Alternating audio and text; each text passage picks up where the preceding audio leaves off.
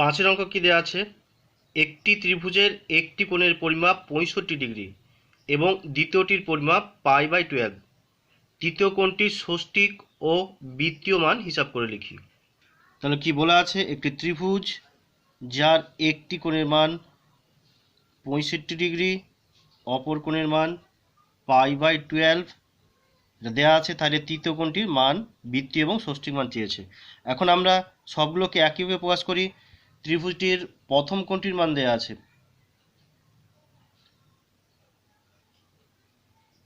প্রথম কোণটির মান 65 ডিগ্রি, দ্বিতীয় কোণটির মান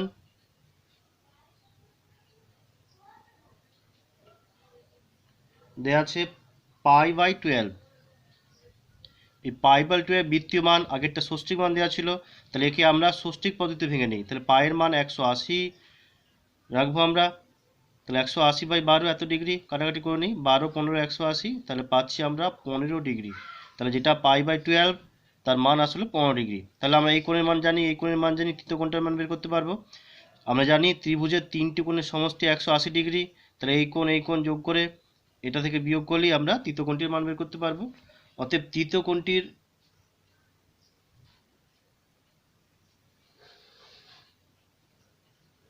ষষ্ঠিক মান কত পাবো আমরা? 180 থেকে এই দুটি কোণের যোগফল বাদ দেই, তাহলে 180 মাইনাস 65 যোগ 15। আমরা এই কোণের যোগফল বাদ দিলাম, তাহলে এই কোণের মানটা পাবো, 180 থেকে বিয়োগ করলে পাবো। তাহলে পাচ্ছি 180 ডিগ্রি, এটা যোগ করলে পাবো আমরা 80 ডিগ্রি, তাহলে পাচ্ছি 100 ডিগ্রি। তাহলে তৃতীয় কোণটির ষষ্ঠিক মান 100 ডিগ্রি। তাহলে বৃত্তীয় মান কত হবে? ডিগ্রি থেকে বৃত্তীয় মান প্রকাশ করতে গেলে π/180 দিয়ে গুণ করবো। তাহলে বৃত্তীয় মান, অতএব তৃতীয় কোণটির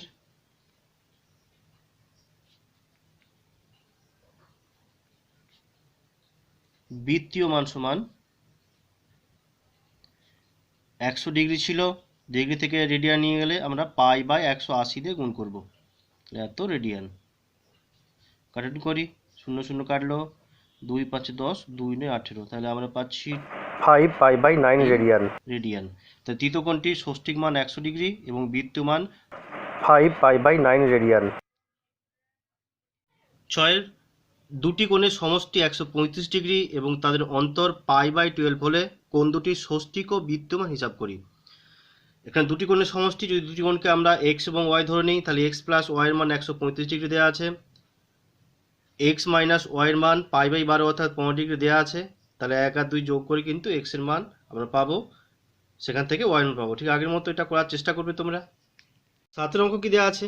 একটি ত্রিভুজের কোণ তিনটির অনুপাত 2:3:4 হলে ত্রিভুজটির বৃহত্তম কোণটির বৃত্তীয় মান হিসাব করে লিখি। কি দেওয়া আছে প্রশ্নে? একটা ত্রিভুজ বলা আছে যা তিনটি কোণের অনুপাত দেওয়া আছে। কি দেওয়া আছে? তিনটি কোণের অনুপাত 2:3:4। অনুপাত দেওয়া থাকলে আমরা এর কোণগুলো ধরে নিতে পারি। তাহলে সাতেরটা কি দেওয়া আছে? ত্রিভুজের কোণ তিনটির অনুপাত,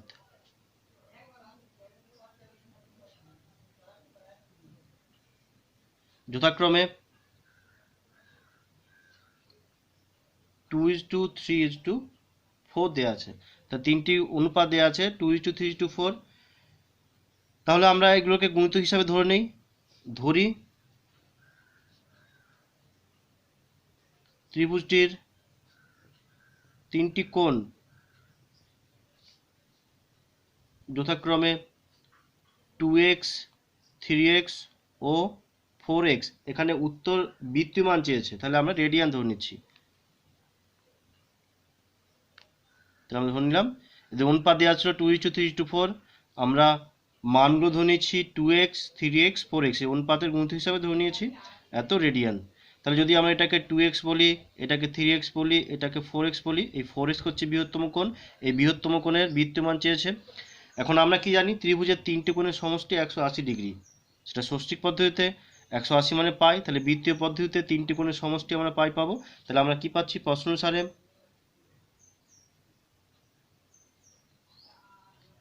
তিনটি কোণের সমষ্টি অর্থাৎ 2x যোগ 3x প্লাস 4x এর মান 180, মানে বৃত্তীয় পদ্ধতিতে পাই পাবো। যদি আমরা যোগ করি 2 3 5 4 9 9x সমান পাই, বা আমরা পাচ্ছি x সমান পাই বাই 9। তাহলে আমরা x সমান পাচ্ছি পাই বাই 9। তাহলে বৃহত্তম কোণটি কত ছিল? 4x। তাহলে আমরা বের করে নিই। অতএব বৃহত্তম কোণটির বৃত্তীয় মান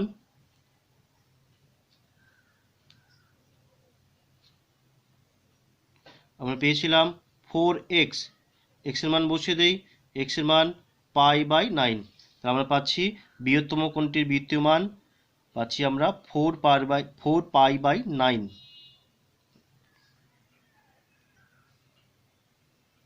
8 দাগের অঙ্কটা দেখি কি দেওয়া আছে। একটি বৃত্তের ব্যাসার্ধের দৈর্ঘ্য 28 সেন্টিমিটার। এই বৃত্তে 5.5 সেন্টিমিটার দৈর্ঘ্যের বৃত্তচাপ দ্বারা ধৃত কেন্দ্রীয় কোণটির বৃত্তীয় মান হিসাব করে লিখি।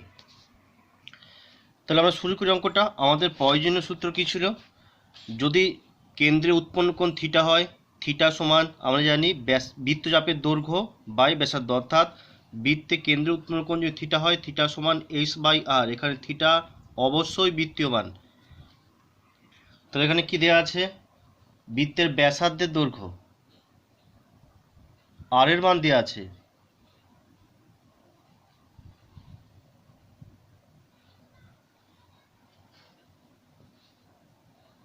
আর এর মান দেওয়া আছে 28 সেন্টিমিটার।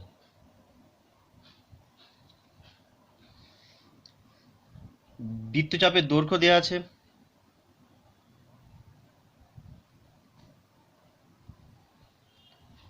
এস এর মান দেওয়া আছে 5.5 সেন্টিমিটার। তাহলে কেন্দ্রে উৎপন্ন কোণ থিটার মান আমরা বের করে নিই। অতএব কেন্দ্রে উৎপন্ন কোণ থিটা সমান এস বাই আর। এস এর মান 28, চাপ এখানে দেওয়া আছে 5.5, তাহলে এস এর মান 5.5, আর এর মান 28। যদি আমরা সলভ করে নিই তাহলে পাচ্ছি, দশমিক তুলে নিচ্ছি, দশমিক তুললে 55 পরে 28 ছিল, দশমিক তুললে এখানে 10 দিয়ে গুণ হবে। তাহলে আমরা কাটাকাটি করে নিই 5 দিয়ে, 5 11 55, 5 দিয়ে 10, তাহলে পাচ্ছি 11/28 গুণ 2। এখন এই কেন্দ্রে উৎপন্ন কোণ থিটা, এটা অবশ্যই বৃত্তীয় মানে প্রকাশ করতে হয় বা একটি বৃত্তীয় কোণ, সেই জন্য আমরা পাই নিয়ে আসবো। পাই নিয়ে আসার জন্য আমাদের 22-এর সাথে প্রয়োজন হবে। তাহলে এখানে 11 আছে, 11কে 2 দিয়ে গুণ করলে 22 হবে। এখানে 28 ছিল, 2 ছিল, লবে 2 দিয়ে গুণ করার জন্য হরে 2 দিয়ে গুণ করলাম। একে আমরা পেলাম 22। 28কে আমরা 7 4 28 লিখতে পারি। এখানে 2 আর 2 আমরা রাখলাম। তাহলে লবে পাচ্ছি 22, এই 7 রাখলাম, এখানে 4 দিয়ে 8 দিয়ে 16, তাহলে আমরা 16 পাচ্ছি। এটা যদি আমরা পাই রাখি তাহলে পাই বাই 16। তাহলে আমরা এই থিটার মান পেলাম, কেন্দ্রে উৎপন্ন কোণ থিটা, থিটার মান পাচ্ছি পাই বাই 16। অতএব কোণটির বৃত্তীয় মান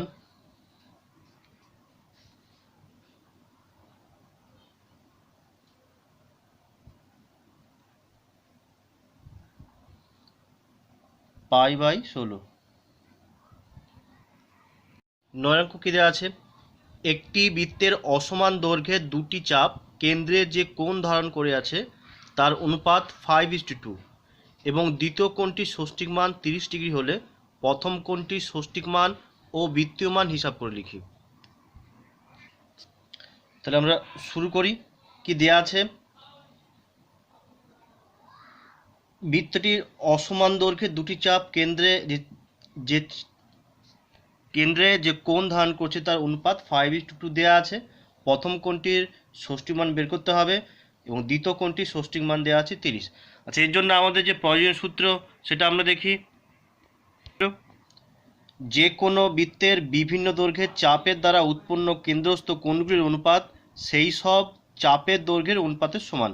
অর্থাৎ দুটি কোণ যদি θ1 θ2 হয়, এদের অনুপাত যা হবে তাদের চাপের অনুপাত সেটাই হবে।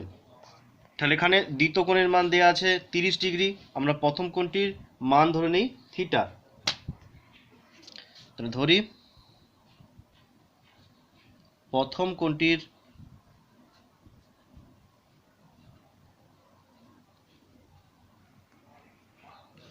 ষষ্ঠিক মান থিটা ডিগ্রি। তাহলে আমরা কি পাচ্ছি, এই কোণ দুটোর অনুপাত করব আমরা। তাহলে প্রশ্ন অনুসারে থিটা ডিগ্রি বাই 30 ডিগ্রি এর মান পাচ্ছি, চাপ দুটো অনুপাত 5:2 বা 5/2 আমরা পাচ্ছি। তাহলে থিটার মান আমরা বের করে নেই, থিটা ডিগ্রি সমান, এটা কোনাকুনি গুণ করে নেই, পাচ্ছি আমরা 150 ডিগ্রি বাই 2 75 ডিগ্রি। অর্থাৎ আমরা প্রথম কোণটির ষষ্ঠিক মান পেলাম 75 ডিগ্রি।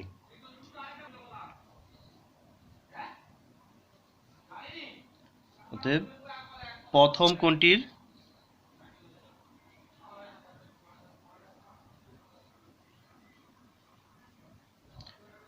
ষষ্ঠিক মান আমরা পেলাম 75 ডিগ্রি। তাহলে বৃত্তীয় মান কত পাবো,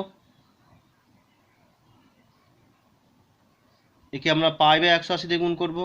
তাহলে 75কে আমরা পাই বাই 180 দিয়ে গুণ করে দিলাম, এত রেডিয়ান। কাটাটি করি, যদি 15 দিয়ে কাটি, 15 5 75, 15 12 180, তাহলে আমরা পাচ্ছি 5 পাই বাই 12 রেডিয়ান। তাহলে প্রথম কোণটির ষষ্ঠিক মান 75 ডিগ্রি এবং বৃত্তীয় মান পাচ্ছি আমরা 5 পাই বাই 12 রেডিয়ান। আছে একটি ঘূর্ণায়মান রশ্মি -5.1/12 পাই কোণ উৎপন্ন করেছে। রশ্মিটি কোন দিকে কতবার পূর্ণ আবর্তন করেছে এবং তারপরে আরও কত ডিগ্রি কোণ উৎপন্ন করেছে তা হিসাব করে লিখি। তাহলে আমরা অঙ্কটা শুরু করব।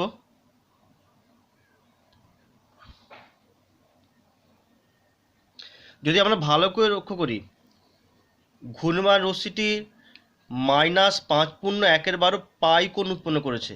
এখানে মাইনাস চিহ্ন দেওয়া আছে, অর্থাৎ রশ্মিটি ঘড়ির কাঁটার দিকে ঘুরেছে। কি চেয়েছে, রশ্মিটি কোন দিকে কতবার পূর্ণ আবর্তন করেছে এবং তারপরে আরও কত ডিগ্রি কোণ উৎপন্ন করেছে।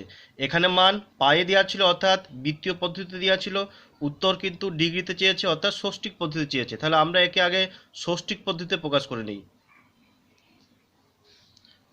তো আমাদের ছিল -5.1/12 পাই, তো আমরা পাচ্ছি 12 5 60, 61/12 ইন্টু পাই। পায়ের মান 180 বসিয়ে দেই, তাহলে পাচ্ছি আমরা 61 ইন্টু 180 ডিগ্রি বাই 12।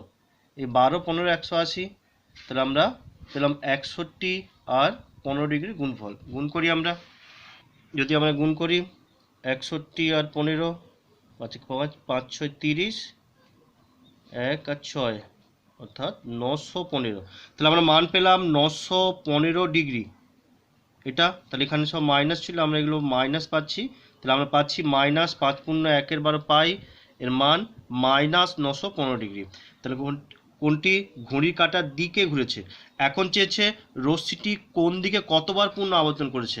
আমরা কি জানি, যদি কোনো একটা রশ্মি সম্পূর্ণ এক পাক আবর্তন করে তাহলে কেন্দ্রে 360 ডিগ্রি কোণ উৎপন্ন করবে। তাহলে যদি আমরা এই মানকে 360 দিয়ে ভাগ করি, যে ভাগফল পাবো ততবার পূর্ণ আবর্তন করবে এবং যেটা ভাগশেষ পাবো ততবার পূর্ণ আবর্তন করার পরে আরও অতিরিক্ত অত ডিগ্রি কোণ উৎপন্ন করবে। তাহলে আমরা ভাগ করে নিই, আমরা 915কে 360 দিয়ে ভাগ করে নিই। 3 3 9, 3 দিয়ে বেশি হয়ে যাবে, তাহলে আমরা 2 দিয়ে খাওয়াই।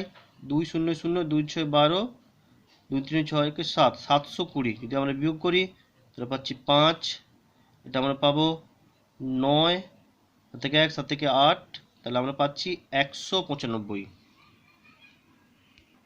তাহলে এখানে দুবার পূর্ণ পাক ঘুরেছে এবং তারপরে 195 ডিগ্রি কোণ উৎপন্ন করেছে। তাহলে আমরা কি পাবো, অতএব রশ্মিটি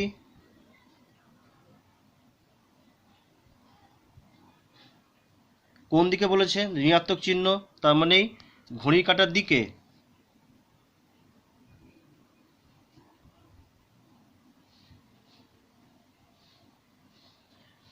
এখানে ভাগফল আমরা 2 পাচ্ছি, তাহলে ঘড়ি কাঁটার দিকে দুবার পূর্ণ আবর্তন করেছে।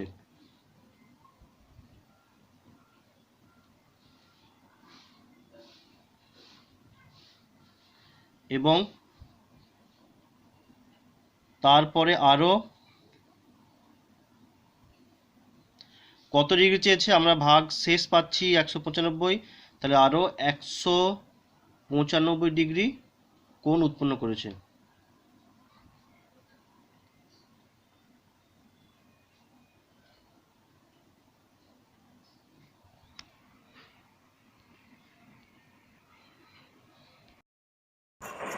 এর পরের অঙ্কগুলো তোমরা বাড়িতে চেষ্টা করবে আর আমার চ্যানেলটিকে অবশ্যই সাবস্ক্রাইব করবে।